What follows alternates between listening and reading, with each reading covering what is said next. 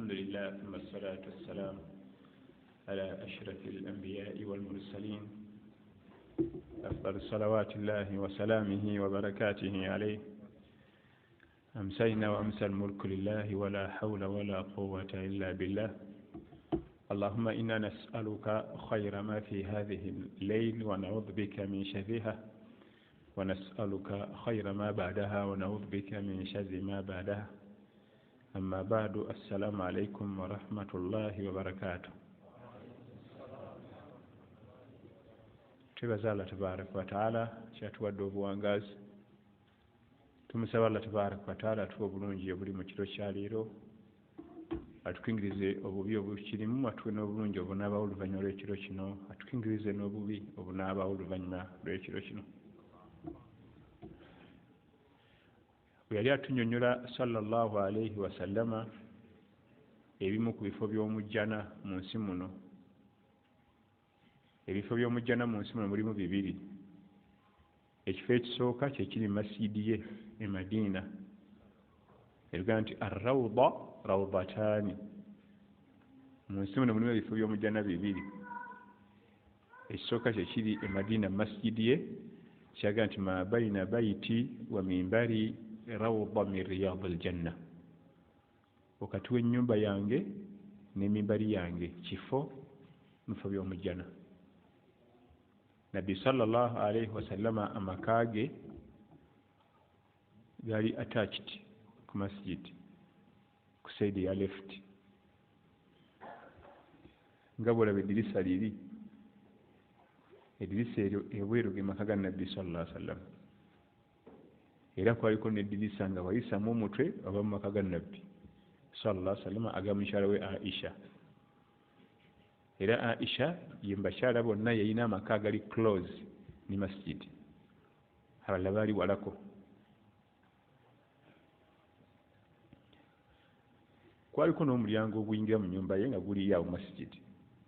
Ekimugambisa nti wakati w'ennyumba yange n'ennyumba yange kifo mu bifo by'omujjana, yayitawongawo nnyo okusinga ebifo ebirala. Kubanga bwe yavanga ku mimbali ng'agenda mu nnyumba ye, bwe yavanga mu nnyumba ye ng'ajja ku mimbali, n'okusala sunna biri sayidi eno okusinga sayidi eno mu masjid.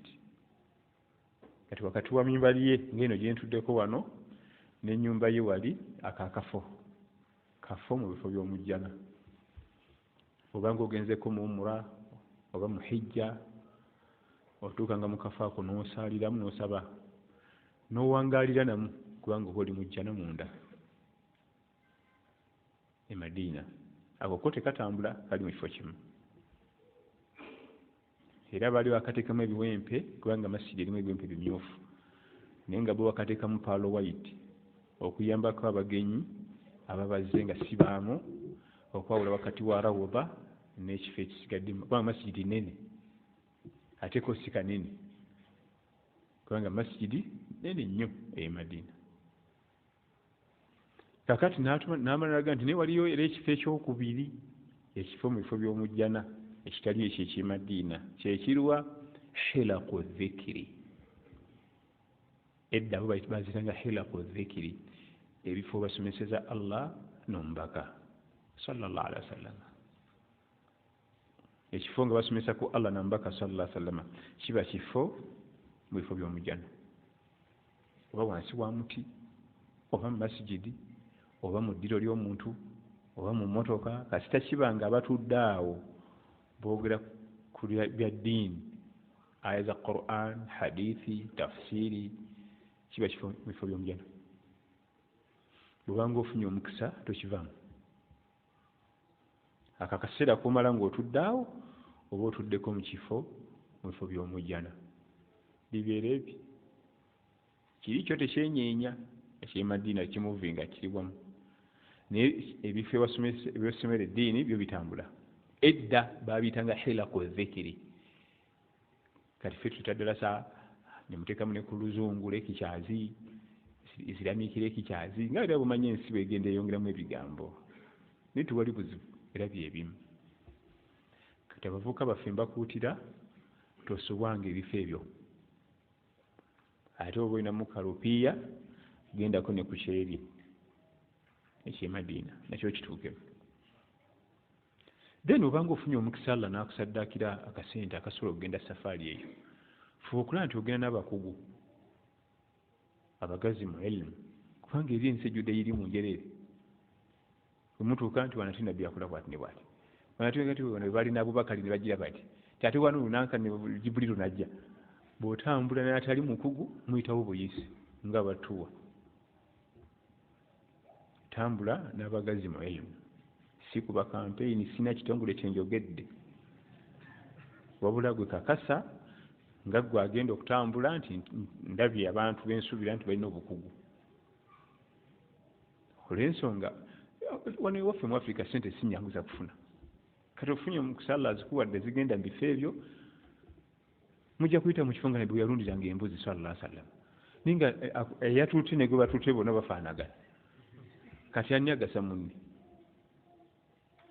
Muyite mu bifo wandibadde osoma erimu nnyingi, otuuke butuuse eno babikugambe ti nga nze nalyo saabiraba, nze nga nalyo saabiraba. Anti gwe wali naye yali tabimanyi musajja wali talina musango akulimbe, naye tabimanyi. Naye mu Madiini n'omwo muli irimu, tawuni y'e Madiini, mu Makka omwo muli ebifo. Eno aya yakabali wano, eno aya yakabali wano, eno aya yakabali wano. Omuntu okugenda n'asoma practicals tomuzanyirangako, omuntu awa practicals toleeta wa theory. Tulina bamakanika nga yava Masaka mu kibinge najja ayingira galaji, tamanyira kuwandiika linnya lye, naye ng'ensi emuyayanira, ng'ensi emuyayanira, yajja mu practicals direct, talina ka theory nako. Kati gwa oli awo ne wajja omwana wa university n'empapula ze mechanical engineering, nakutunulira butunuliza ati nga yeetaaga ate oli siniya, oli ye siniya, nga tamanyi na kuwandiika linnya. Nga nti omala okumbalira byeweetaaga okukyusa mu motoka, nkolera ka budget okantere ku WhatsApp, ateekako audio, tasobola biwandiika, tasobola biwandiika. Tubazeebazeemu wano ekyuma bwekiti ntwalo 6 bwekiti nanka ez'obukozi, tamanyi kuwandiika. Asumulula yingiri n'agiyiwa yonna ate n'agizaawo. Kati buli ogenda mu nsi eyo oba ogenze mu practicals, era tusaba ebibiina ebitwala abantu otukolerangayo seminars nabo basome, kubanga buli omutuuka waliwo ebyokuyiga. Kati nga wakati ekineweza wakati w'ebiwagi ne mina babaggwako olengera ebiwagi wali waliwo ekibangirizi ekinene. Meeting yatuulaawo ne Nabbi Muhammad sallallahu alaihi wasallam mu jahiliya period, bajjanga ne bakola hijja. Abantu bali bavudde e Madiina abe basinkanira Nabbi sallallahu alaihi wasallam nga bazze okukola hijja, ne batuulaawo ne boogera naye ne balaba gold. Nga nti bano abantu b'e Makka balina gold, tebamanyi nti nakye balina jangu ewaffe. Awo yategeerera nti abantu b'e Madiina bajjamu obubudamu, bali ready okutwala refugee, bamuwe protection, bamuwe shelter, bamuwe n'amanya genda Madiina. Naye abantu bayitawo buyisi ne bagenda ku biwagi. Ekyo kibangirize, era yali agenze kukola ku hijja akimanyi. Tenti z'emina ziba ziggwako, waliwo ekibangirize ng'olengera ebiwagi wali. Mu kibangirize ekyo yatuula kiro, baatulawo kiro meeting we yatuula, ne bawulira ku bigambo bye bya la ilaha illallah, ne bamanya ebbeeyi gy'alina, ne bamanya abantu bamanyi kye balina. Yange waffe yagenda ova mu meeting eyo ng'amaze okufuna obubudamu era nga bamulindiridde e Madiina. N'alinda bulinzi kiragiro okuva wa Allah, udhina lilladhina yuqataluuna bi annahum zulimu wa inna Allaha ala nasrihim laqadir. Na Allah n'amukkiriza okusenguka, ati okkiriza okuva e Makka ogende e Madiina, kubanga bano bakulyazaamanya bulyaza amaanyi. Naye oli akola hijja ziwere 10 nga tamanyi kyali awo, naye nga tomunenya musajja wattu, yasasula sente ze. Abamututte nabo tobanenya, tajja kugaba byatamanyi. Kale nno bwobanga alhamdulillah Allah aleese olugendo ng'olwo, tomala gakola, togenda mu kinyumu, togenda na bagenda. Kakasa nti otambule n'abantu ng'essente zo zigenda kugenduka bulungi. Nasasula umura yange oba hijja naye nayize. Wano waliwo kino, wano waliwo kino, wano waliwo kino. N'ebirala ebifaanagana bwetyo. Katugende mu kitabo kyaffe Bulugh Maram li Ibn Hajar al-Asqalani, amannya ge ag'obuzaale Ahmad ibn Ali omu Asqalani, ava Misiri awo yawandika ekitabo kino. Omusajja Mufirika, kabaka wa ilmu riwaya wa diraya, era nga Ibn Hajar al-Asqalani bamuzaala mu mwaka 772 hijiriya. Amakulu nga kayita emyaka egigenda mu 7 plus bukya nnabbi afa sallallahu alaihi wasallam. Ne batuzaalira emmunyeenye eya Ibn Hajar, Ahmad ibn Ali ibn Hajar al-Asqalani. Avira ddala no mu Cairo n'omu mwasibuka. N'Emisiri si yakusaaga mu bamanyi ba ilimu, si yakusaagira ddala mu bamanyi ba ilimu, ne gye buli eno ekyaweesa efulumya abamanyi b'amaanyi. Naam. Bismillahi rahmani rahim. وعن أبي هريرة رضي الله عنه أن النبي صلى الله عليه وسلم كان إذا رفأ إنسانا إذا تزوج رفأ إنسانا. النبي صلى الله عليه وسلم إذا رفأ اسمه بود. أن النبي صلى الله عليه وسلم كان إذا رفأ إنسانا إذا تزوج قال بارك الله لك وبارك عليك وجمع بينكما في خير. وعن أبي هريرة رضي الله عنه. أبي هريرة عبد الرحمن بن صخر رضي الله عنه أبا مستزري Khaybar, wakati wa Khaybar ne Madina walinga Jinja, Kampala distance yeri wakati awo. Khaybar saza mu masaza ge Saudi Arabia ne mantiqa ziraiya, saza lya bulimi ne gye buli eno balimi abantu be Khaybar. Waliyo zi oasis nyingi nnyo kati balima sibasobola okulima olw'ebifo nga bwe byakula. Naye atunyumiza nti كان النبي صلى الله عليه وسلم إذا رفع إنسان إذا تزوج وبكى صلى الله عليه وسلم yawerekera nga bagenda okuwasa. Abamu ku basajja be bali nga bagenda kuwasa nga bawerekerako ku buko. Ekyo nno kyakuyiga kyamaanyi. Kubanga abantu bogenda nabo ku mukolo mulimu Nabbi sallallahu alaihi wasallam, omukolo guba guwedde. Kubanga bwatuukayo bali batya buti. Kibawo mpozi nsasira mugolo omusajja abatakya omugolo ye nabbi, kati abantu batundira nabbi yeka ani ateekako n'ebirowoozo. Omugolo nga ani atunulira omugolo omusajja nga nabbi kwali sallallahu alaihi wasallam, ani akuwa attention. Kati saasira amaka agakyazanga babako okwetala okubeera awo ku bagenyi abajja kuliko nabbi sallallahu alaihi wasallam. Olaba abaka ababulijjo abali nnomo bantu basattira tetusaale tetulabike bubi wano bakubewo bakulasta wano basiige eno langi eyinza okuba mbi naye nga baka bajja obulenzi bwe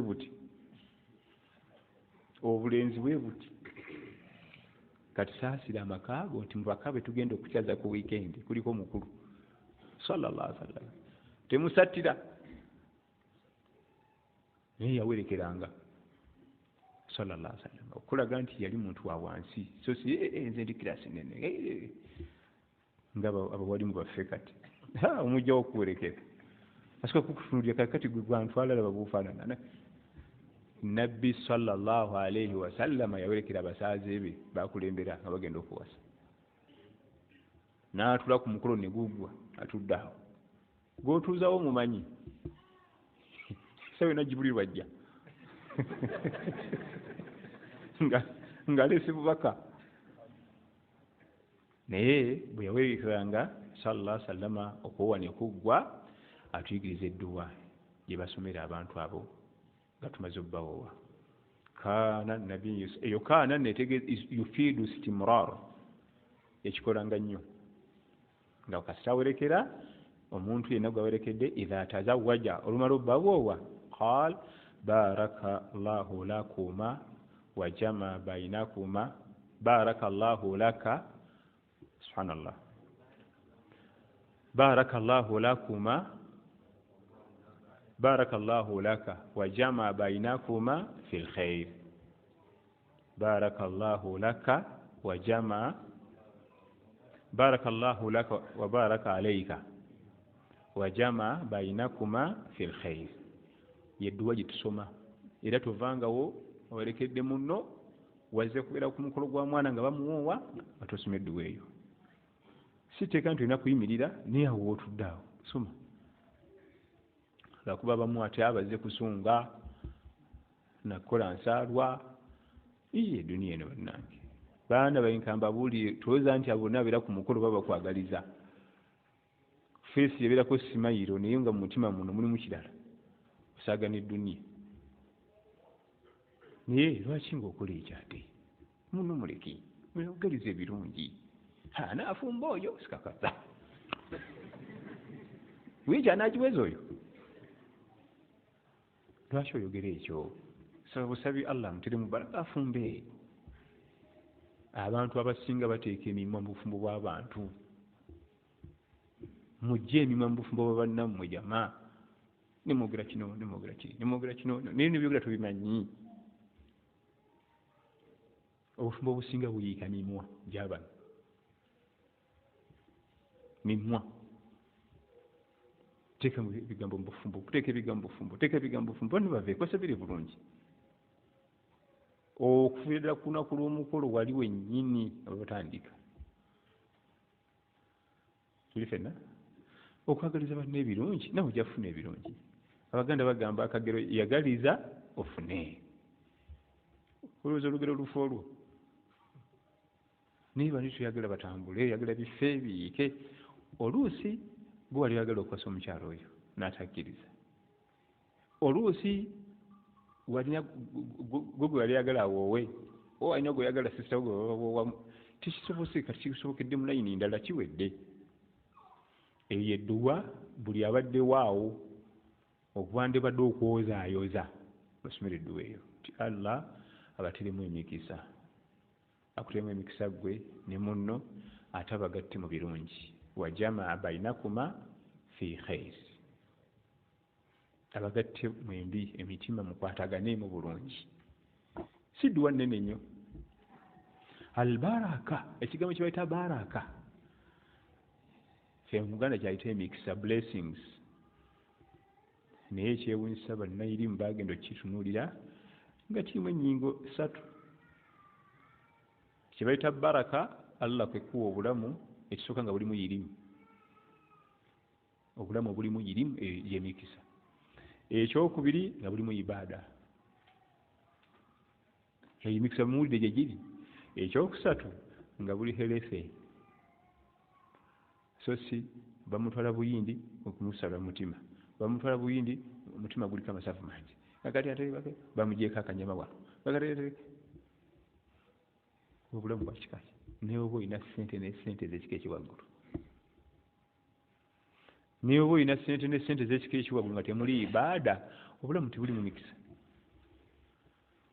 gwe asadu tolisala kusala toligenda ku muzikiti tolisala jama tolisala juma kati emikisa girwa mu bulamu ekigambo baraka emikisa era nabbi sallallahu alaihi wasallam yasomera omukozi we Anas ibn Malik bamu ku bakozi bamukolera ebbanga eddene Anas ibn Malik yamukolera nnyo ate nga bakalita kato kali 10 years nikamukolera emyaka emirala 10 omulenzi oyo yamukolera emyaka 10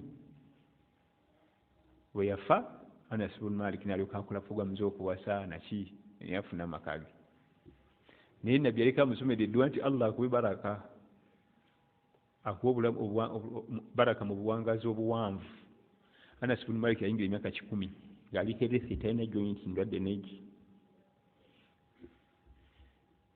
obuwangazi obulungi bwebwe bulimu nga temulimu bya ddwaliro amira amakalenda gajjuza olubwatu buli kanaku ebyo gati obuwangazi buludda bwo kumpa oba wafa nadda. Buli kanaku amira amakenda gajuza kiki? Olidde. Obuwangazi obulungi bwe bulimu ibaada, bwe bulimu irimu nga toli herefe. Ebyo ebisatu bw'ojjako kimu, kati obuwangazi obulungi buba buliriddawo olwo. N'obufumbo buno tuba tubasabira Allah abawe obulamu, obufumbo bulimu ibaada, obufumbo bulimu irimu, obufumbo bulimu nga bali herefe bombi, ibaraka zetubasabira. Ate mwe mugamba nti herefe eziwerefe si nakakizungu ndowooza oba Lufalansa olwo. Omuntu okuba nga obulamu bwe buki obugagga, ezo baraka ezo. Ffe tumanyi kimu baraka bumaali. Mwanadamu ku maali yasukka. Buli wogera ku baraka yalowooza kiki? Oyo Allah yamugulirawo baraka oyo gwolaba mumanya nti yategeeza kiki? Kyokka gwe boogerako tasaala. Gwe boogerako tasaala nakwaziina. Twalina omwaffe, nze ndi imaamu najja nakubi, twalina omwami awo nga mugezigezi nnyo, masiba bulungi amataayivi, nga tula nnyo okulayina ensooka. Oba lumu nali mbadde kiki nga nkwata omuzira nga gumusimba kimeswala nejuusa lwaki musajja tumuswaziza n'amasuuti. Essooka nga tamanyi bisengeka, ekyena akizza eno, ekyeri ne kidda eri. Nabyo byennyini bimulina okusengeka nga tekyayinza kwatula ne kiggwayo mu kamwa. Era ne ngumujjamu ne njeddiramu. Kubanga mu Busiraamu kikkirizibwa n'oyaziina n'okima ate n'otusaaza, tewali buzibu. Naye nagenda okulaba nga omusajja yafiiriza simoolo jama. Ebbeeyi yonna yonna gye bali bamuwa mu muzikiti ku olwo lyakola ki? Ku lwaki talina baraka. Baraka yeirimu. Waliwo irimu nga izo basics n'okuba tuzimanyi. Kati omusiraamu zira okuba nga tumanyi kwaziina. Nga tumanyi kukima swala. Kubanga si buli kaseera onosala gyamere kati enkuba etonnya. Oluusi tetugenda ku ssugwe. Onoosala oti. Kitinga kusamba mupiira, waliwo basics mu mupiira. Kati ng'ogusiba. Kubanga olubeerera bagukuweereza gudduka. Mpozi olinanga penalty. Olubeerera gukutukako gukola ki? Kati n'ogusamba otya nga tosobola gusiba. Eyo basic y'amaanyi nnyo mu kusamba mupiira. Emirundi gy'ogusanga nga guli awo mu kafo kamu mitono. Muzina okuzina eddakiika 9 nga tugufunye eyo. Ekyo kikulu nnyo ogusiba. Kati ne mu ddiini waliwo basics ze tulina okusooka okumanya. Kwaziina, kukima, ezo ze baraka zetwogerako. Oli ne mukyala wo osobola omusaza magalibi ng'eyo. Naye mulimu babiri n'omukyala, tekuli asobola kwaziina, tekuli asobola kukima. Bubawuza baatuwoowa. Obufumbo temuli baraka. Wajama bainakuma fil khair. Allah bagatte mu birungi. Ebirungi bye ebiruwa tugendeko mu dalasa ajja tingatula mu truck. Oba ojja kuva ku mulimu nange sinkane mu dalasa. Kakati ku lumande tugenda kusiiba tusibuluke babiri. Ebirungi ebiwulira gye biri. Ku Mande tugenda kusiiba tusibuluke bameka? Ku Sande sinagendaga. Kati ekiro tujja kusaala. Olunamala subuhi mpumule kubanga sinagendaga. Wajama bainakuma nga mukwatagana kyetujja kusiiba. Naye waleeta omukyala naye gwe bw'oyosako okugenda ku muzikiti obutuka. Buli kanaku okugenda ku muzikiti, bonna kugenda ku muzikiti. Abakyala bamu ekanzu yeri waggulu nnyo giseemuko. Tosobola kugisaamuko wansi ekenderemu. Kyokka ate ye bw'amala n'ayawangala eziri waggulu. Shayitaani ogitaya kusaaga. Alagira omwami asse ekanzu wansi ye n'awanika. Ye ze naziwanika. Kyokka nga ye gwe balagira okusawa. Omwana Adamu bamuyita Kasobeza. Bw'omuganza eno azze eri. Ogati ate ezze eri azze eno. Era mwali mulabyeko nayimirira ne ku TV y'eggwanga nti omukyala yaŋŋamba engoye zino ziri waggulu nnyo nziseemu naye ekirevu kino kingi ne mbikola. Ebigambo birabye. Wajama bainakuma fil khair. Allah bagatte mu birungi, emakulu ebirungi eby'eddiini. So si mirimo وجمع بينكما في الخير. ده مو حديث لبي.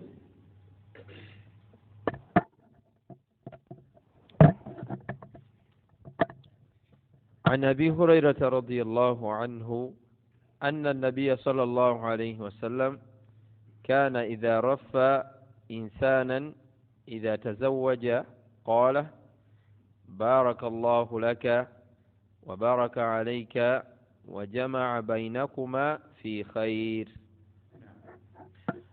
وعن عبد الله بن مسعود رضي الله عنه قال: علمنا رسول الله صلى الله عليه وسلم التشهد في الحاجة: إن الحمد لله نحمده ونستعينه ونستغفره ونعوذ بالله من شرور أنفسنا من يهده الله فلا مضل له ومن يضلل فلا هادي له وأشهد أن لا إله إلا الله وأشهد أن محمدا عبده ورسوله ويقرأ 3 آيات.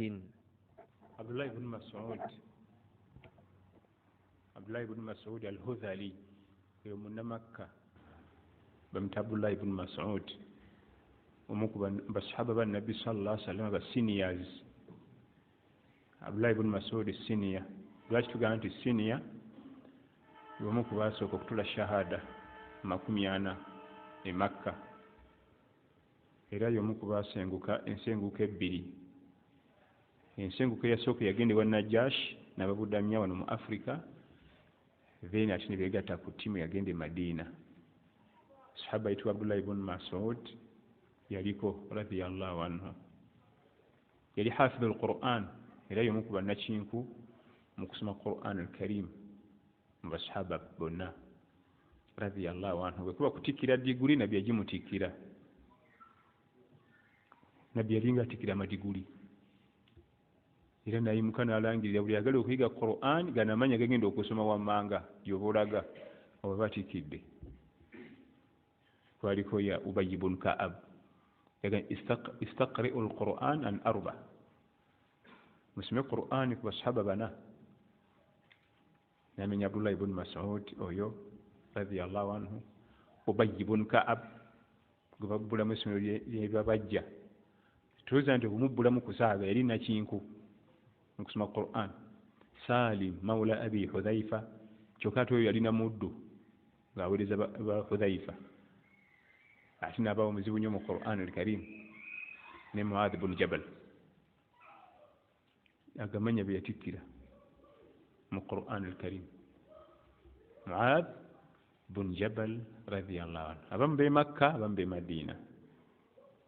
Ne Abdullah ibn Mas'ud ne bali babiri, waliwo Abi Mas'ud ne Ibn Mas'ud babuzaabuza naddala ffe abayigirira yirimu. Abi Mas'ud ava Badiri, Uqbat ibn Amir, amanya ge Uqbat ibn Amir al-Badiri, ava Badiri we bamuzaala. Ate baga nti al-Badiri oluusi babategeezamu abaalwana e Badiri, ate oluusi baga nti al-Badiri babategeezamu abazaalibwa mu ssaza ly'e Badiri. Kati Abi Mas'ud ye abamuta al-Badiri kubanga gyazaalwa mu ssaza ly'e Badiri. Natuukawo distance wakati wa Madina ne Badiri oyinza ogigeraageranya Kampala Masaka, ye distance kilomita zinga 130 120 bwe zityo. Etwalanira olutalo lw'e Badiri. Khaybar naggambye wano ne Jinja, byonna ebyo bifo bijjuddemu yirimu njereere. Bw'otuukayo tulowooza nti oba mugenze kulisa bijanjalo mpiso, yirimu okuggyako nga bwe mutambudde naye nga naye afaanagana nga ffe angaazi, talinawo kyalina naye nga yirimu naye ate ensofu. Kakati aleese khutbatul haja eno mukaddima guno tuguwulira ne mu kutuba ne Juma ne Yidi. Lwaki aguleese mu kitabo ky'okuwasa era ye tukozesa Sheikh abagenda okubuulirira abafumbo, kubanga bwe tumala okuwoowa netubasomera edduwa eyo, waliwo Sheikh ayimuka n'abuulirira abafumbo. Era bwe kyomukimanyi bulijjo abasinga mubaawo nga Sheikh gundi gwe tulonze abuulirira abafumbo bano sibe kuba guno gwe mukaddima gwatandika nago era gumanyikiddwa bulijjo ne mu jama ne mu juma ne mu yidi n'ebifo ebirala tetujja ggulwako ekigulese mu kitabo kino kiri mu sunna okuba nti atandika nago agenda okubuulirira abafumbo. Naam.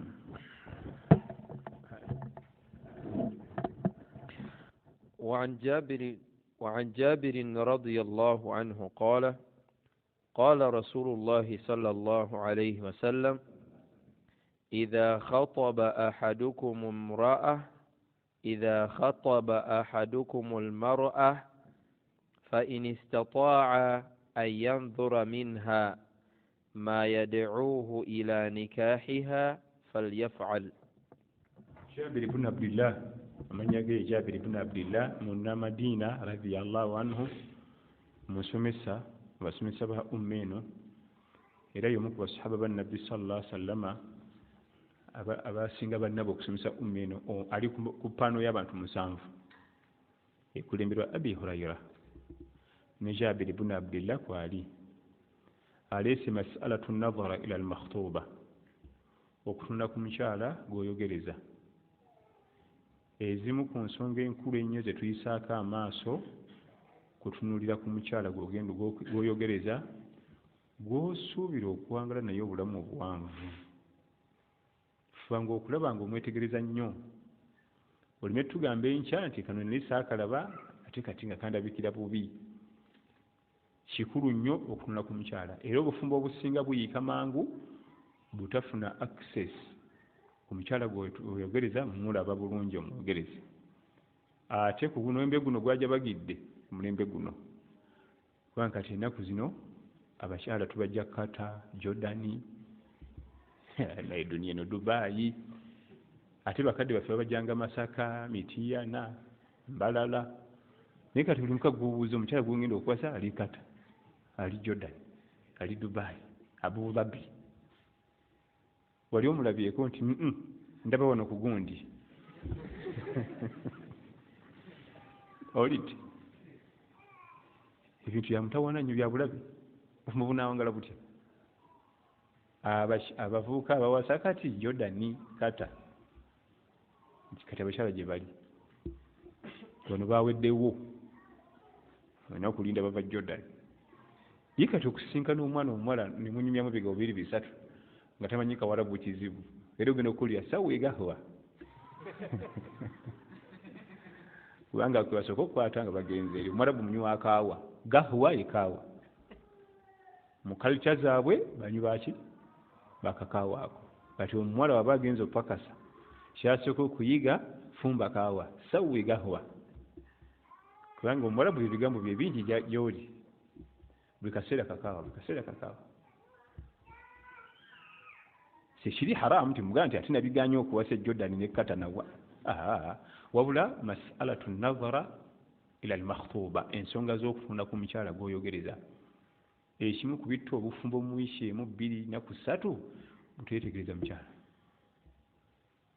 omukyala Nabbi sallallahu alaihi wasallam atugambye nti bw'obanga oyagala kuwasa mukyala kakasa nti omutunuddeko olabe ebinaaba kuuma mu bufumbo gye mulaga eri so si nti zisaalaba kikula kye ekyamannyo zisaalaba tikunyindo kuliko kuraka zisaalaba tikutama kuliko nankani ku mukyenyi mulimu olubale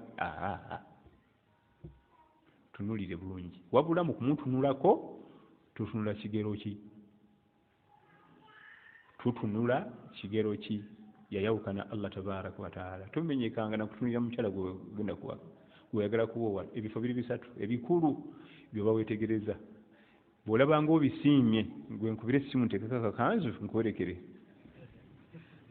dakuba akakanzu kaffe kakinakunaku naye kamugjayo inshallah kasola nti omusiimye ebintu bimeka ebisooka bya ebigere ne butoyo obuliko obwo n'ekigere kyennyini ekitampinga ku ttaka n'ekisinzira ebyo awo bwansanga nga musanyusi kiki ekyo kasi tolaba nga kikulabikidde bulungi ebyo nga tuvaayo ekyokubiriza engalo ze okuva wano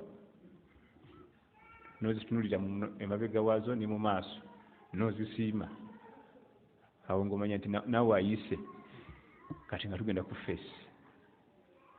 Teyeetaaga bw'ajjemu simanyi ayambale empale eya jjiini ayambale fitingi si ebisi bye weetaaga.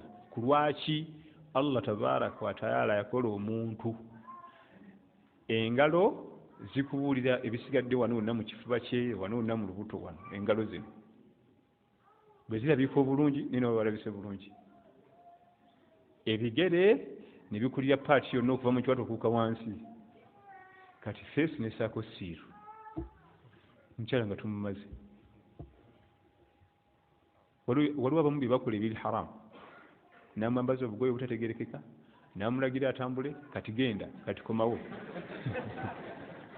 nga mwana waani gw'obonyaabonya bwoti ate n'amaliriza naga simusiimye. Obikola owaffe bajja bikola owuwo bamulekewo.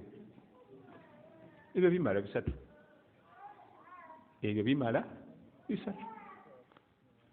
Tolina kyewetaaga kingi kusukka. Ebigere bireflectinga wano wonna mu ntumbwe maviivi mu bifo bye biddako paka waggulu. Engalo oba ofunye wano wenna. Feesi jjukira esinga n'okutwala makisi ennyingi. Feesi etwala makisi nnyingi nnyo kumpi 70%. Ate nga ku feesi kuliko ekiyungo kimu ekisinga okulya makisi nnyindo. Era ne Nabbi sallallahu alaihi wasallam gye baasabira lwale kookolo kasita bamwogerako notamusaalira ennyindo ye lwale kookolo nze tebutanzaalira. Ku lwaki yalonda nnyindo eriko makisi nnyingi nnyo mu beauty. Hatta ne wane waffe nyala omukyala alina akayinda akalungi tayogera matu ennyindo kikulu nnyo ku muntu okulabika obulungi. Mwami mukyala ensi yonna etwala makisi nnyingi kasita erabika obulungi biidhinihi tabaaraka wa taala ebirala bitulako butuuzi ku feesi nga tugenda. Kati bwe bati omukyala gwe batunulako nga banaamwogereza essira ligenda awo. Essira liba ku bintu bisatu: feesi, ebibatu n'ebigere. Leka kubonyaabonya mwana waffe kumwambaza buntu butategeerekeka ate omubonyeebonye genda kumawo genda kumawo. Ate bakitaffe munaye tebaabisoma naye baali basajja bagezi. Bwe wajjanga hatusajjanga oletire omugenyi amazzi anywe ng'ajja ng'afukamira ng'abalamusa nga bawamazzi ng'addayo baasi. Ako kazze n'aboleeta n'abuuza abagenyi n'afukamira feesi n'ebigere ekuwa giraasi y'amazzi ne byonna nga tumaze n'engalo zibira. Kaga nti enkya tumukima. Ate abo baafumbira ddala ne bazaala ffe naye mwe mutaddemu actually mungi. Ate nga mwe mubafuna mu yunivasite ku ssomero ne mugenda mu coffee shop naki. Ekirala bwe tuba tugenda kulaba ku muntu oyo wateekeddwa okuba nga ali mu bifo kimu ku bifo ebibiri. Ekisooka nga waliwo maharamu we oba taata we oba brother we so si babiri, oba mu bifo by'olukale nga mu restaurant, mu supermarket, mu parking y'amasijja, ebifo ebijjuddemu abantu. So si ojja kugyeko njoleza engoye ndabye bwe wafaanana. Awo shayitaani oba omuwadde omwaganya. Ensonga z'okutunula ku mukyala gw'oteekateeka okuwoowa nsonga nkulu nnyo, kubanga bw'otamutunulako kiwanvu kireetera talaka okugwawo amangu. Kireetera talaka okugwawo amangu. Era bwe nkugamba abeerabira ku video call naki sino simanyi sinaapu bikoze bitya bufuma bufa mangu. Kati ffe abatusomako wano nga balaba wano mu video ku ttaala takimanya nti ndi musajja muddugavu pure olw'ettaala eyo gye bankuba. Gwegenda ku mitimbagano olabe agenda okutuukako nga kasajja kasiwufu konna kaggwayo ddalaga nti bulijjo ono wendaba. Owulidde kibi nnyo nnyo okusinziira ku bifaananyi ne video ne biki kujja omukyala oba omwami. Ebyo bongeramu ebintu ebirala ne bongera ne batereza ekifo ne kirabika bulungi ne kireetera nalabika obubi bulabika obulungi. Omuntu bamulaba. Ate omukyala gw'oyagala okuwasa bavuuka baffe tubategeeza olina kusooka kumutunulako nga talinako ka make up nako. oba ng'omusanze alima oba ayeza ngoye ng'atuuyanye kubanga aba kyaliko oligeni. Naye kasita asaabako akantu konna kamukyusa 50%. Ate jjukira temujja kuba nako buli kaseera ng'omaze omuwoowa teyeebake temuli eddaaku. Kati anazuuka ku ddaaku n'asooka ateekako buli alyoka akuzuukusa. Bw'omusiimanga ng'omusanze talina meekaapu eyo mukyalo mutuufu. Otegeera nti meekaapu si waakusaaga gye tukolera eyo nga waddewo omukolo n'abaana baweereza emmere bajja noga nti bulijjo yatuweereza emmere oyo mwagala kumuwa mahala ate. Naye olwokuba bulijjo omulaba ali mirimu ajja yeetereezezza nga tukakasa nti bulijjo yabawa emmere kati kwezanyira ku meekaapu. Bagenda okuga nti bulijjo ye ayida oli atuwa emmere ku mulimu nga wadderoza mukazi mulala. Oyigibwa ta meekaapu amukyusa ebitundu 50 ku buli 100 n'olaba omuntu omulala. Mu mateeka ga shariya omukyala gw'onooyogereza kisaana nga tamanyi ng'alina mu bibye, naye bw'akimanya ng'akwetegekera naye kati nga zidde okunywa. Teyeetaga ddakiika nnyingi mu ndabirwamu, ayisaako ekkalaamu 2 olina okumusiima kifuba. Kati ate jjukira Allah yabatonda bw'omala omuteekeeka ebyekkalaamu ng'abivaako kuga nti wallahi natomera. Yabbi kangume bugumi naye tebakyakikolera bwana mwana wange. Abalimu ku ddiini aguma, atalimu ku ddiini kwe kumusula mu muzigo n'adduka. Kubanga era ekimu ku biraga nti omuntu wa ddiini kwe kugumiikiriza mu bigezo by'abakyala n'oguma. Inshallah tusaasire. Ddamu hadith. وعن جابر رضي الله عنه قال قال رسول الله صلى الله عليه وسلم إذا خطب أحدكم المرأة فإن استطاع أن ينظر منها ما يدعوه إلى نكاحها فليفعل. Obigendererwa okutunula ku mukyala ne puroguramu y'okweweesa embere, kubanga buli omutunulako omutima gwe ne gwongera omumwagala abadde anaamutwala mu Desemba nga ne mu Septemba ntiwasoboka wano, kyategeeza nti ma yaduuhu ila nikahiha, ekikusika nkola ennika. Abantu tedde eri musembeze wano kubanga ye Allah kyayagala olw'ensonga nti kati ate omwagala ate naye akwagala, kati tubawowe mugende. Buli lwobanga omutima gweyongedde omwagala deeti zisalika. Olite hatta abamu ne bagamba nti ebyemikolo tunaabiraba yo neka tusooke tugikole. Ate ffe obusiraamu kye bwagala mwe mwongere mu halaali wammwe, kubanga emikolo drama tunaamukola mu maaso. Drama wagira wonna ataagaana ne mmwe nga mugenze. Okwogereza si kwe kukwana abadan, era byawukana. Okwogereza eba puroguramu batuusa mu halaali gye mulina okuyitamu, era okwogereza tekubaamu kugwa mu nsobi. Ebyo biri erimu mu kukwana, kubanga abamu bayingira puroguramu y'okukwana nga tebuna puroguramu ya bufumbo, ne bagwa mu nsobi ne bagwa mu nsobi, kati ne baagala ate bakole ebufumbo. Bakuza ensobi awo bakuza ensobi. Naye omwami ayogereza omukyala, era baanaffe abala tubaga nti omwami agenda okutwala mu bufumbo bwa halaali temwogera 2-3 nga tannakubuuza beewammwe.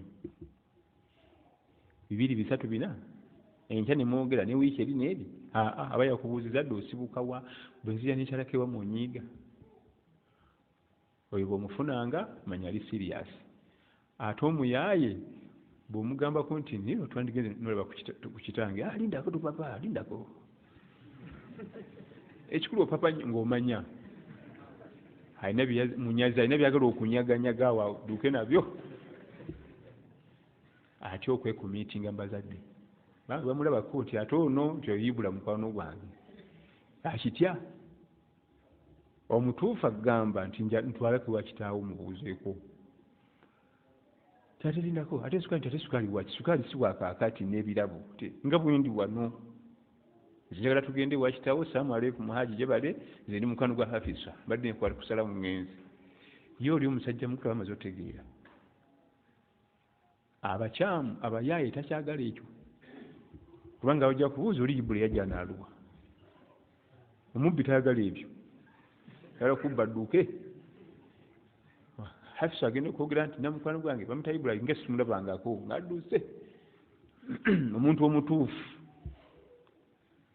banaffe abawala tubabuulira tayogera ku bigambo byagenda mu haramu ayogera ku bigambo bibatuusa mu halaali byokka programu ze olaba asetinga programu ze abatuusa mu halaali kiyala kukyala ku mbakadde tujja kujja babiri oba nja kujja omu ate obanga oyagala kwosa mukyala ekiggano sinkana bakadde be kiki wali tulina sukaali wadde oli omu kubanga bagenda fuuka bazadde be ebya sukaali nabyo tunaabiraba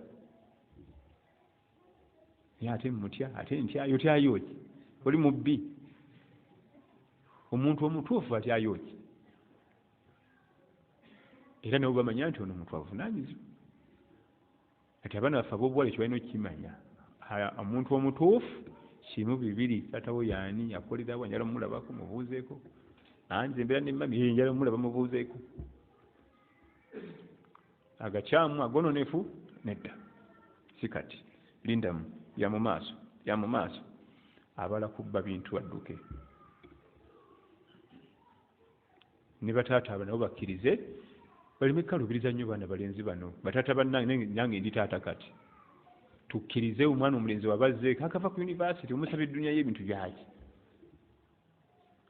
ebbanga lye tumaze nga tukalubiriza obufumbo bwa halali ne tubufula expensive obononefu nga bufuka cheap bwino bw'okalubya nga badde eno bw'okalubya eno nga badde eno okalubiriza abavubuka bajja okuwasa muwalawo kati kakuleetera embuto ekyo nakyo kiggwe nodda ku ekyo twagala muntu ala mu halaali okalubiza basi tetujja kunyiga kati wuukyo ate olumala okufuna olubuto nga gw'ebbeeyi kati ddamu tusabe ente ze batusaba nga luli owulidde buli wokalubya halaali haramu ng'agonda buli wokalubya halaali shaitaani nga yesu mu luleno nga bagonda tulina kugonza halaali ebintu bisobole okwanguwa بارك الله فيكم وجزاكم الله خير الآن مع بعض الأسئلة والإجابة عنها السلام عليكم ورحمة الله وبركاته mukyala wange buli we mwetaaga simufuna buli kaseera awoza nkooye lindako twala tugende she is of more excuses ate obusobozi obuwasa omulala sinnabufuna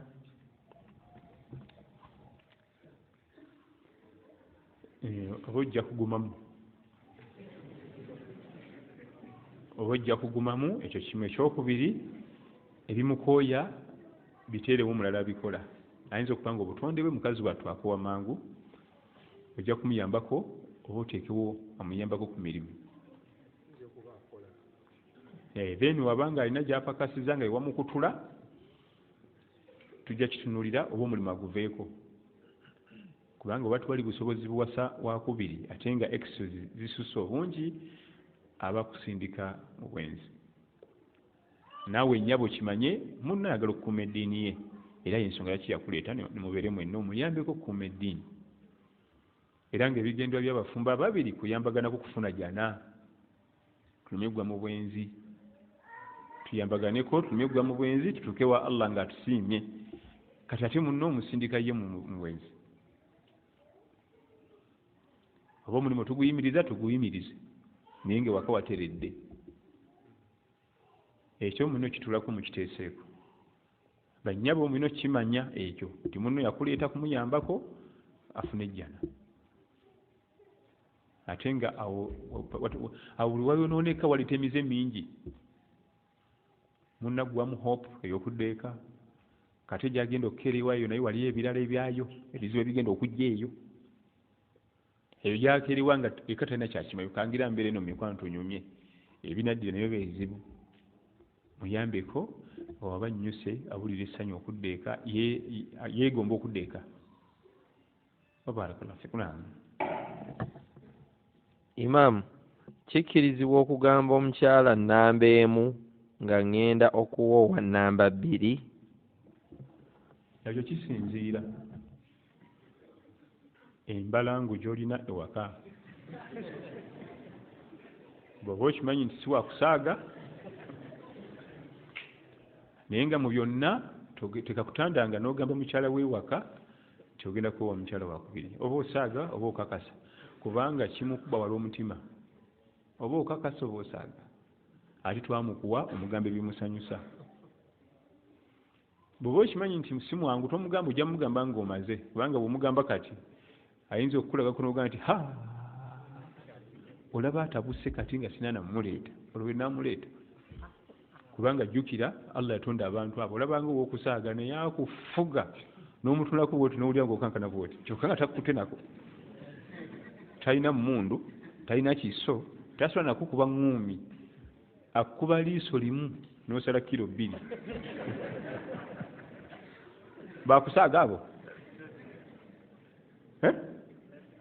Si jeno w'amagye, si mutendeeke mu bokisingi, liiso lyokka. Kati oba okimanyi nti muzibuzibu, ojja mugamba nga puroguramu ewedde, naye muteeketeeke. Ekisooka muteeketeeke. Ekyokubiri, puroguramu eyo eba ebaddewo ate muyambeko nnyo, kubanga kiri ekitonde kye bayita obujja si kyangu. Ekitonde kiri kye bayita obujja kya mutawaana nnyo nnyo nnyo. Muyambeko. Allah bakuwadde kasente, bw'obanga olina kasente mugulira akamotoka, omugere nti neegumiikiriza neetonze nakyo ekirabo kya mmotoka kiikino kusobya, naye nga tulina kiwasobeza. Tuli ffenna abalala muwa trip n'amugja kuno n'amutwala eyo bamuwamu kaholidde kumusangulako nnaku. Ate bwe kijja ng'abadde alina n'ebiwundu ebirala, kati ng'okuba tannazaala mwana, olidde alina ekiwundu kinene, n'ojja omukuba ekiwundu ekyokubiri, olina okunaasinga ebiwundu ebi adde akyalina kino anoonya mwana, kati ate omukubyeko mujja we, aba alina 2. So si bwakutabuka ennyo ate nawe n'ofuula wa mutawaana, olwo ate gunaggweerawa. Bw'atabuka gwe ngukakkana, kubanga omuyambeko ku bujja. Nammwe bannyabo, omwami bw'aba akuyambako ku bujja, fuba okulaba nti ate muba wamu 2, so si kumuvuma kumusensebula. Muyambeko, nga bw'akuyambyeko nawe kakkana, kubanga talina zambi lyakoze. Talina zambi lyakoze, ate ayagadde kwongera kutereeza. Ate singa abakyala baali bamanyi kye bayita okubazzaako, bwe bandisinze n'okiwagira, kubanga basinga okiganyirwamu. Omusajja ebizibu bimwongera bweyongezi. Kanti ogenda mu malwaliro 2, otwala oli mu ddwaliro otwale n'omu, ebyo gyo mirembe. Olina ebyokukola ebirala. Awulidde, ebizibu bikweyongera bweyongezi, otuukeyo n'ayomba, olwo gyo mirembe egyo. Muba tunja buli obudakiika 6-7. Muba obutini mu 24 hours. Eno lenti aweddeko n'eno lenti aweddeko. Bano abeenu badda kusomera n'abeenu badda kusomera. Bw'otwalako abamu, abaffe banaasoma maama. Bizibu bye bisinga okweyongera omwami, si mirembe. Abakyala be basinga okuganyira mu puroguramu eyo, kubanga ne nabo bafuna abasajja. Ekyokubiri, omukyala omukulu balwategeera bulijjo nti eka ninayo omukyala. Kasita wasa omukyala owokubiri, oba ojja tegeereka nti bulijjo waliyo omukyala. Gwe bulijjo gw'olaba nga gw'onyooma, otegeera nti abange. Ekyo toyinza kukimanya mpaka ng'otuse mu puroguramu. Okutegeera nti omukyala weeka gw'olina wa bbeeyi mulala kuwasa wa 2 oba wa 3. Oyinza n'otuuka ku w'okuna, bonna nga waliwo 3 awo, naye ng'okakasa nti oli namba 1 omukyala. Ebyo mu sharia babitulaga. Waliyo ebintu ebimu nga byo tusobola kubitegeera mpaka nga maze kuyingira practicals. Kati ate omukyala ono tayagala bakimanye nti mukyala, tayagala wase. Buli wawasa otegeera nti mukyala, kubanga omuntu atali mwononefu, atali museegu, omukyala we gwe yatandika naye byamulaga byaba amanyi, era yabiza bye bituufu. bibi abamanyi era loza bibiki bibituufu so nga waliwo n'ebirala kati singa oli omulala ajja nga si mufugu bulungi ono ye alowooza nti aha oli namba 1 bulijjo nina omukyala eka kumbe n'oli naye mukyala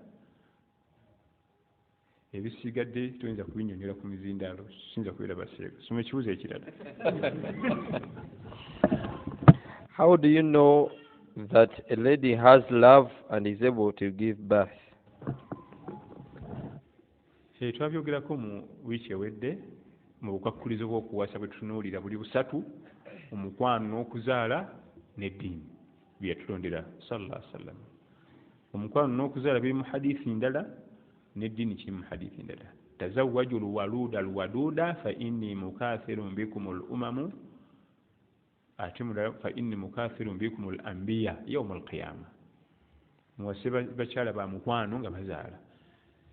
Ebyo oyinza obimenyera mu famire zaabwe background ya family tibaze okuzaala abaana bangiko mama we yazaala balongo emirundi 3 ne sister we n'azaala balongo emirundi 2 ebyo ebyo oyinza okumanyiramu so si nti onoomuntu olamusikaani bakutegeeza ekyoba n'ogenda ku muganga n'akubuulira ekyo kisoboka ekyokuyo omukwano era mu famire waliwo tribes eboogera nti baza mukwano nnyo ebiwe bityo naye tuyinza gaa nti olina akabipima tekaliyo kuteebereza buteebereza. Naam. Sheikh, I have a lady that I have been admiring for years. Surprisingly, she is a Christian pastor's daughter. But I wanted to give it a go ahead till when she accepts. In case she refuses, what should I do? What's the exact time should I wait? You don't need to eat. Just look for another. Oyo si mukyala era si yoyo gwolina okusaako ebirowoozo n'okulinda n'omala n'ebiseera byo ako kokka kabanga komumazeeko kakumala kubanga ateekeddwa okuba nga asoma ddiini yo ekisookerwako naye oyo ate kati oyo embeera gy'oli naye tukyabakkirize namulinda kubanga niwe oba n'akyusa ddiini tagenda kukyusa ddiini lwa ddiini agenda kukyusa ddiini lwa laavu si ddiini ng'eddiini agenda kukyusa eddiini kubanga omubise laavu bonna bakyukidde mu layini eyo tebitambula ku lwaki laavu terina nnyo obudde bwewangaala buwanvu eringa kimuli ekimuli kyonna mpozi nga kiri plastic surgery n'ekimuli ekyobutonde nga kiwangala kikulagawa bwe muyitawo leero ku makya nga kirabika bulungi n'enkya olwokusatu kiba kirabika bulungi kiba kimaze okukaddewa eraafu weewalanga nnyo okufuna omwana omuwala oba omwana omulenzi nga si wa ddiini yo n'osooka omulaga omukwano ogutagambika ne mwogera ku byeddiini kubanga agabuge nti nze nfiirwe omuntu wange gwe njagala olw'eddiini kankyuse nzire mu gy'ayagala akyusiza lwa mukwano ate eddiini erina kuba mu ntobo ya mutima olunaatuuka eka ne mufuna obutakkaanya eŋŋumi luyi kati nakyusiza ki eddiini yange kanzireyo olwo nno mulinawo n'akaana oba bubiri ate ngenda n'abaana bange mu Johannesburg mu South Africa waliwo akatundu bakayita Florida kali mu Johannesburg munda linasanga munauganda ng'akaba amaziga twali mu dalasa bwe batwala okulya ekyemisana era yatudde awo naye nga amaziga gajja wegati muvuka muto imaamu najja eno nenjagala omuwala wano n'akyusa eddiini netuzaala abalongo naye kati yantawanya njagala kumuta naye ekintawanya kiri kimu yange ewonteera nzira mu ddiini yange ate abaana sikwako n'ogwo ate abalongo bange mbaagala nemugamba kati ebyokumuta tubisazizzaamu guma kubonyeebonye kubanga tugenda kufuna bamulutali 3 maama n'abaana bameka mbuluka gweyagala emirembe kati gwe faafagala n'okubonaabona bali tubasigaze gwe kati bonaabona weesaddaake oboneebone tusigaze abantu bameka kubanga w'omuteera akubulidde nawo nzirayo ate sikuwa kiki ate bwe mwezi ensengwira waba akyogedde akutwale ne ku poliisi eweza naawe omugwira oli mwana waffe waawano bano baana be ne muganda kati okalaasi toddayo nabbirowoozaako okufiirwa nfuna bamutwadde basatu mu bugonoonya mirembe kagikubule abantu baffe basatu basigale eno nga ba ummatu Muhammad sallallahu alaihi wasallam eyo message egenda wa buli muntu yenna yakyusa obukyusa omukyala oyo tebamuta kubanga era tubirabyeko anti tulabye abavubuka bakulu abasajja bakulu ng'alinga musiraamu alinga atali musiraamu ogenda omubuuza nti anti taata yali yakyusa bukyusa maama kati bwe bayawukana maama n'addayo mu ddiini ye n'agenda naffe ffe ne tukula ne maama ekirabye ekyo yali abo bumaze okugwa nabo mukwano n'omukyusa lwa mukwano n'asiramuka lwa mukwano aba tasiramuse lwa ddiini eddiini eri ku ggwe kati tomuta esooka ye kennyini tumwetaaga eno atya kuddayo eri gwe wamuleeta eno olaba nabbi sallallahu alaihi wasallama ku yaumul qiyama tagenda tulekawo ku mizaani bagenda kuleetanga omu nga wali ku mizaani bw'ati nti ani ono nti Musa Kabega akutunulire bw'ati bateekeko tulabe kubanga agenda tukulembera nti Allah tabaraka wa taala wantuma emirimu n'engikola bano be najjayo naye bw'oba obabala webulamu baali bagayavugayavumu mu bimu batandike omu ku omu nga waali so sine yatukulembera situmulaba kakati tuli wano mizaani tutabuseeko kubeera waawe omu kuki abamu atuleka akabega ati Allah omusajja ono yagezaako omukyalo ono yagezaako naye kasita akuterayo ekigambo ekyo nti wagezaako oba oyise waliwo bajoga nti nene hawiisimala babinzaani kwefaanana tandikirebwa minzaani eswaza buswaza jamaani abo nabo we bali naye kati omuntu gw'omukulembedde omulaze eddiini y'obusiraamu ogimwagazisiza omuleese kati mbeera kumusuulawo alagewa era ajja kuddayo buzza eri negwa mukulembera sigala na muntu wo oba obonaabona tuleme kufunamu lutaddi ate obuzibu lwetufunamu lutaddi oyo nga muzadde ku baana tajja kusigala ogwo ajja sikako n'abamu baba 7 oyinza okulwanako n'ogyayo 2-3 abala n'abatwala fetwagala bonna nga beeno gumiikiriza obonebone wagwadda mu trap gigumire tugendera awo inshallah ekibuzo ekisembayo sebo Imaamu zikirizibwa okukola hijja nga siina mahram oyaba mukyala kati ekibuzo kya mukyala mahram amateeka g'obusiraamu nabbi sallallahu alaihi wasallama yagaana omukyala akkiriza Allah n'olunaku lw'enkomerero antusaafira masirata yawman wa laylan okutambula olugendo lwonna nga mulimu okusula nga talina gwatambudde naye oba muzira nga kitaawe nga brother we nga omwami we obutonde bw'omuntu yatondebwa nga ziwera ssaawa 5 ez'ekiro 6 okudda eri guba ne demandizi pozi nga olina birwadde sukaali pressure na biki birwadde bino etujje mu gafiriigi naddala abavuka baleero bonna balwadde babirwadde omuntu omulamu era abaami akimanyi nti ku ssaawa 7:8 ogw'ekiro atuyetunulira bodde ye nga tagitegeera naye nga adde mutulo ekyo kiri sayidi zombi kati ate abakyala banafu safaari y'omukyala yonna ng'erimu okusulayo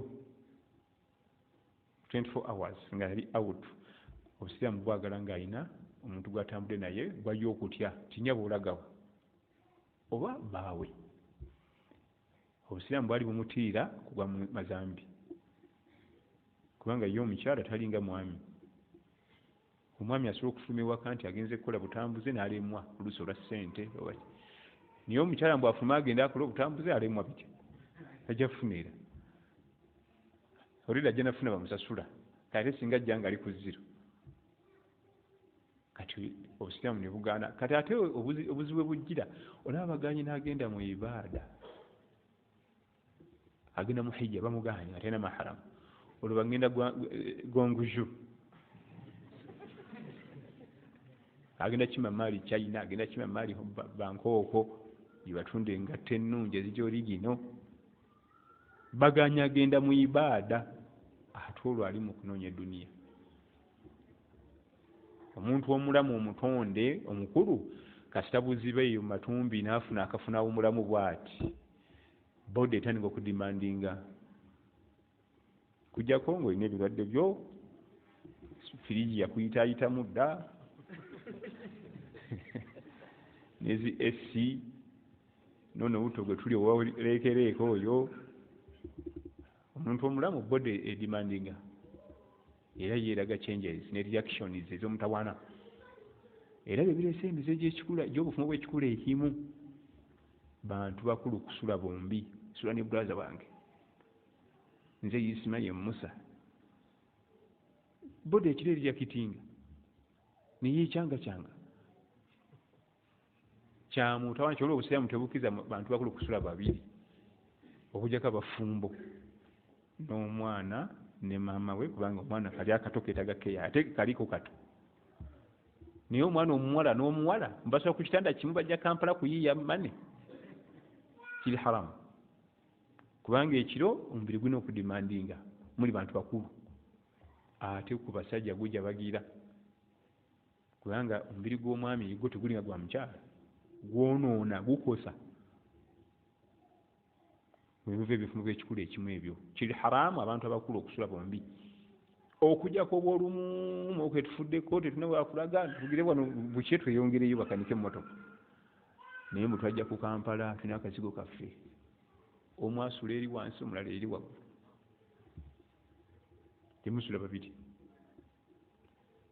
obutonde bwe butyo ffenna wano ng'ogikubwana obuto ffenna tukimanyi nti waliwo baseekongo oyambadde engoye n'ozuuka nga teziriko ku mubiri nga ziraba ziri wali n'obuuza nazisaddewo ddawo negibuli ntofunanga ansa era toligifuna okulaga nti waliwo byosobola okukola nga ate olina mutulo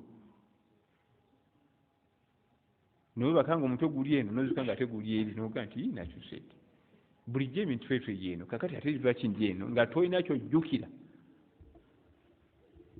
kiba kitegeeza osobola n'okuzuukuka n'ogenda n'oggyayo amazzi mu firiji n'oganywa n'oddayo n'otamanya nti kyabadde nawo kyova olaba n'engoye zetusulamu tebazisaaliramu ssala teziba na wuzu bw'oba nga weeyisa bwoti ekiro olowuzo n'ogikuuma oti osobola okuzuukuka n'ogenda n'okunkumula n'odda neweebaka nga tomanyi ate enkyamulala zisa engoye zetusulamu nayiti tebazisaaliramu ssala wuzu yaayo eringa 10%. 98 teziba na 90% temuli wuzu engoye zetusulamu otulo kitonde ekirala sikyakubuzanyirako bufuzi bulamba buli awo nabwo otulo tutulaba kiki kitonde kyangu osobola okwebaka essaawa nnamba mulabanga eddakiika 5 era Allah bitunyumiza mu Qur'an qala kam labith qala labithtu yawman aw ba'da yawm qala bal labithta 100 aam omwami wetawuzairu yali atambula najja Allah namuleta bufunze yebaka yetulo n'ensolo ye n'agiteekaawo kuliko amazzi ne juice n'emmere neyebaka emyaka 10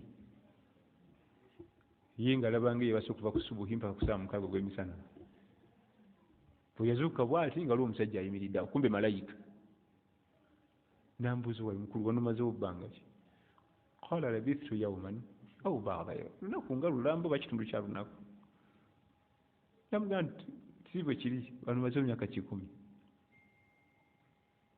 naye gwe emyaka 10 ogimanyi anzuru ila ta'amika wa sharabika lam yatasanna oyala kutegeera obuyinza bwa Allah tunulira emmere yo ne juice wo wali otambudde nabyo tebinaakonooneka ebyo nga bikakasa ki tati kugembe mazibu ddessaawa nga 6 kati namugamba nti wanzuru ila himarika kati ate tunulira endogoyi ye wali otambulira nga bugumba skeleton yonna yagwawo emmere ekyalinga bwe yabadde we nagisabye nga nva ewaka ate endogoyi bugumba skeleton. Allah yagadde kulaga buyinza. Otulo weebaka essaawa nnamba ng'olabanga eddakiika 5 ate ne weebaka eddakiika 5 n'olabanga essaawa ennamba. Allah bw'ayagala bw'akikola. Kati ekitonde kyakusaaga musobola okubaamu ebintu mu tulo eby'obutawaana eby'obulabe. Abafumbo bwe bakkirizibwa okwebaka bombi kubanga biba bibaddewo mu mbeera ntuufu. Wabarakallahu fiikum wa jazakumullahu khair. Subhanaka Allahumma wa bihamdika ashhadu an la ilaha illa anta astaghfiruka wa atubu ilaik. Wassalamu alaikum wa rahmatullahi wa barakatuh.